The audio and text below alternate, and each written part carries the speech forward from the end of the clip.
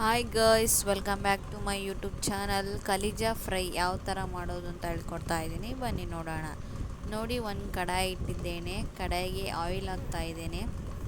Oil ಗರಮ್ ಆದಮೇಲೆ ನೀವು ತೊಳೆದಂಥ ಕಲಿಜಾ ಏನಂತೀರ friend, ಲಿವರ್ನ ಚೆನ್ನಾಗಿ ತೊಳೆದು ಎಣ್ಣೆಯಲ್ಲಿ ಹಾಕ್ತಾ ಇದ್ದೀನಿ. ಎಣ್ಣೆ ಗರಮ್ ಆದಮೇಲೆ ಅದಕ್ಕೆ ಈಗ ರುಚಿಗೆ ತಕ್ಕಷ್ಟು ಉಪ್ಪು ಹಾಕ್ತಾ ಇದ್ದೇನೆ. ಅದ್ರ ಜೊತೆಗೆ ಸ್ವಲ್ಪ ಅರಿಶಿಣ ಚೆನ್ನಾಗಿ ಮಿಕ್ಸ್ ಮಾಡಿ ಆದಮೇಲೆ ಅಲ್ಲ ಬೆಳ್ಳುಳ್ಳಿ ಪೇಸ್ಟನ್ನು ಹಾಕ್ಬೋದು ಫ್ರೆಂಡ್ಸ್. ಅಲ್ಲ ಬೆಳ್ಳುಳ್ಳಿ ಪೇಸ್ಟ್ ಹಸಿ ವಾಸನೆ ಹೋಗೋ ತನಕ ಫ್ರೈ ಮಾಡಿದ ಮೇಲೆ ಧನಿಯಾ ಮಸಾಲ ಹಾಕಬೇಕು.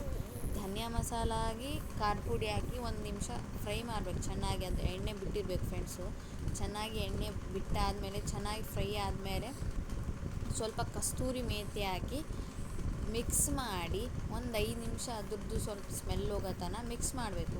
ಒಂದು 5 ನಿಮಿಷದಲ್ಲಿ ಕಲಿಜಾ ಫ್ರೈ ರೆಡಿಯಾಗುತ್ತೆ ಫ್ರೆಂಡ್ಸ್. ಇಷ್ಟ ಆದರೆ ಲೈಕ್ ಮಾಡಿ, ಶೇರ್ ಮಾಡಿ, ಕಮೆಂಟ್ ಮಾಡಿ, subscribe to my channel friends. Please support ಮಾಡಿ. ಇದ್ರ ಜೊತೆ ಜವಾರಿ ರೊಟ್ಟಿ ತಿನ್ನಬೇಕು ಫ್ರೆಂಡ್ಸ್. ಜವಾರಿ ರೊಟ್ಟಿ ಚೆನ್ನಾಗಿರುತ್ತೆ. Thank you for watching friends.